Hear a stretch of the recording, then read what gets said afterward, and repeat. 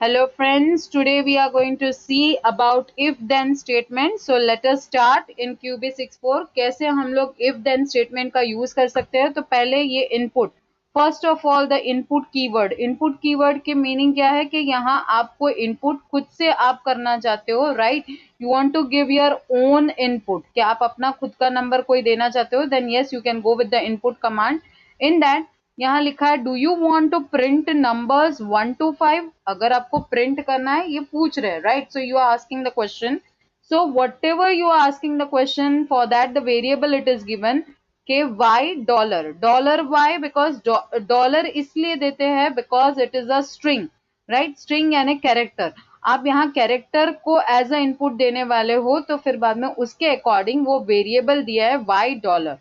If y dollar is equal to yes, अगर आप yes करते हो, if you are doing yes, then it will print from 1 to 5. Okay, so let us start. We will see, we will run the program. हम run करते हैं program को. So yes, we will go for run. जैसे ही हमने run किया, you can see that I will write it over here yes. जैसे ही मैंने yes लिखा, यहाँ आंसर आ गया, right? So if I am going with no, तो फिर से मैं यहाँ रन करती हूँ। I will just run this program. Sorry, मैं यहाँ से उसे रन करूंगी और मैं यहाँ no लिखूंगी। ओके, तो ये प्रिंट 1 नहीं होगा। वाई? बिकॉज मैंने प्रिंट वाला दिया था इधर। अगर मैं इसकी जगह पर मैं दे रही हूँ कि yes I want the menu, right? मुझे मेनू चाहिए यहाँ, तो मैं मेनू के लिए लिखूंगी डू यू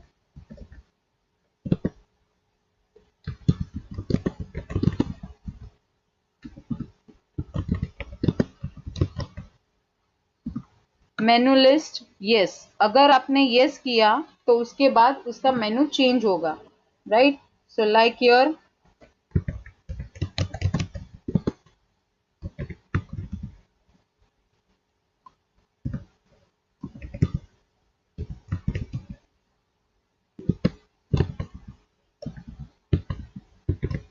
ओके, मैं यहाँ चेंज कर देती हूँ।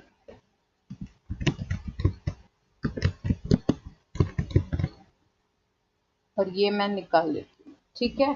Now we will just see, right? तो मैं यहाँ F5 करती हूँ प्रोग्राम के लिए। मैंने रन किया, यू कैन सी दैट यहाँ ये चेंज आ गया। Do you know the do you want to know the menu list? I will write yes. अब मैंने यस लिखा, तो यहाँ आपको दिख रहा है कि yes everything is over here, right? फिर आप फिर से एस्केप की प्रेस करोगे, so you will come back to your program. And if I will go with no, you know very well. Now the next program which we are going to see, that is program 2. कैसे open करना वो भी देख लीजिए। File open, in that you will go and program, right? So now the next program is over here, that rem, rem means what? That you want to give over there the comment, या तो फिर आप बोल सकते हो कि programme के बारे में आपको सिर्फ एक्सप्लेन करना है, which will not be displayed in the execution, यानी आप जब रन करोगे प्रोग्राम को तभी ये नहीं दिखेगा। तो yes, if you don't know about this thing, then you can go to my channel, in that I have kept the video related to rem command also. तो यहाँ program to find the greater number, तो इसके बारे में आपको पता चलेगा when you will open the program. CLS is to clear the screen, यानी आगे जो भी आपने किया है, जो भी आपने रन किए प्रोग्राम, उसको वो क्लियर स्क्रीन कर देगा। Then input, enter two numbers. Here enter, why? Because our program is related to greater number. तो हम लोग इनपुट करेंगे, that is n1 and n2, दो नंबर यहाँ एंटर करेंगे and the variable is n1 and n2. Now the condition, अब यहाँ condition कैसे देना है कि if n1 is greater then n2, अगर n1 n2 से ग्रेटर है तो फिर क्या प्रिंट होकर आएगा? Then it will print. Please remember if और देन याद रखना है। इफ में कंडीशन आएगी एंड देन में वो प्रिंट करके क्या आएगा या क्या आंसर आएगा, that you will show over there.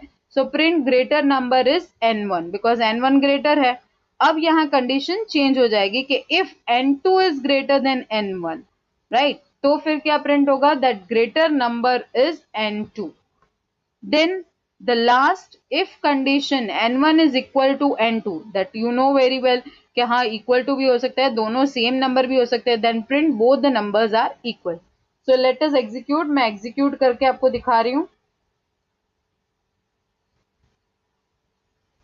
So we will take over here 45 comma then 55.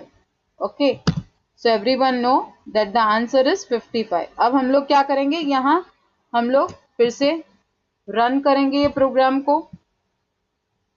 and then again 55 and then 45.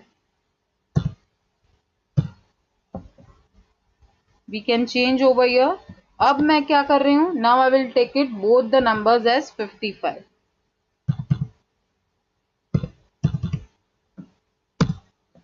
Both the numbers are equal. या तो आप क्या कर सकते हो, instead of writing this thing कि हाँ नंबर लिखने से अच्छा है, तो आप यहाँ लिख सकते हो कि yes greater number is n1. Okay, n1 का नंबर ग्रेटर है, right. Then you can take it over here. आप यहाँ ले सकते हो कि greater number is n2. Variable ही आप यहाँ डिक्लेयर कर सकते हो. So yes you can do that thing. I'll just go for it.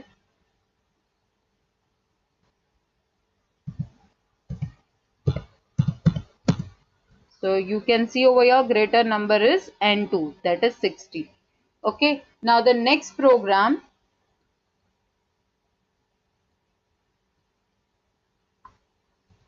in this it is quite different. यहाँ different है ये CLS यानी clear screen, that I have explained you. If you want to clear it, start. यहाँ start क्यों देना है, because we are going to work with go to के साथ वर्क करने वाले. So start देना है and then colon, and you will input two numbers. अब input किया two numbers, that will be accepted in the variable a and b. अब input क्या करना है हमें next, कि enter 1 for addition, 2 for subtraction. अगर आपको 1 आप लिखोगे तो क्या आएगा, ये addition करेगा. अगर 2 लिखोगे तो वो subtract करेगा, और उसका वेरिएबल है ch. Okay, because it is number, तो ch ही सिर्फ लिखा है, डॉलर साइन यहाँ नहीं आएगी. If ch is equal to 1, अगर ch 1 है, बिकॉज एडिशन के लिए हमने 1 लिया है, then c is equal to, c क्यों लेना है, बिकॉज a और b को प्लस करना है, तो हमें कोई वेरिएबल तो चाहिए. So c is equal to a plus b. If ch is equal to 2, अगर ch2 है तो फिर क्या होगा हमारा output, that c is equal to a minus b. ये फॉर्मूला हो जाएगी यहाँ, और प्रिंट क्या होकर आएगा, c. प्रिंट क्यों c होकर आएगा, बिकॉज एडिशन या सब्ट्रैक्शन जो भी आप करोगे उसकी वैल्यू यहाँ c में आएगी, right. Next is input. Do you want to exit. अगर आपको एग्जिट करना है तो आप यहाँ y और n लिखेंगे, right. If you are writing y and n, आपको दो ही वैल्यूज एक्सेप्टेबल है, y and n.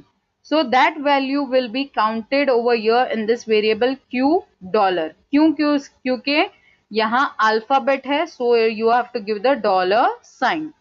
If q dollar is equal to n, double quotation देना जरूरी है. जब आप text लिखते हो you have to give the double quotation. Then go to start. अगर आपका n लिखा हुआ है, मीन्स नो मुझे एग्जिट नहीं करना है, तो वो फिर से स्टार्ट करेगा यहाँ से. It will start from here. So go to command का मीनिंग आपको समझ में आ गया होगा. Go to is very useful. अगर आपको कंटिन्यू करना है तो आपको एग्जिट नहीं करना है, you want to not to end that program and want to work again and again, तो आप ये गो टू कर सकते हो. एंड गो टू स्टार्ट यानी फिर से यहाँ से वो स्टार्ट करेगा. So let us see this thing.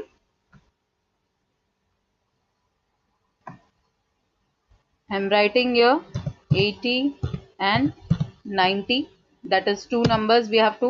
अब इसमें से हमें लेना है 1 या तो फिर 2, तो मुझे चाहिए 2. अब मेरा आंसर क्या आएगा, -10. वाई, बिकॉज 80 इज स्मॉलर और 90 इज बिगर. अब मुझे कंटिन्यू करना है, राइट. तो I want to exit, no, तो n दूंगी मैं command. Again it will start. यहाँ मैंने 90 और 80 लिख दिया opposite, and yes I will do subtraction again, तो यहाँ 10 में आ गया. So this way yes you can do it. अब मैं यस कर रही हूँ, वाई कर रही हूँ, so I will come out of it. You can see that now it will not go on. अब ये process नहीं चलेगा. Hope you all have understand this program. I am going to make another video related to if then else statement. So be with me. आप हमेशा बने रहे. So I will show you about the tutorials. Many tutorials I am going to make it related to QB64.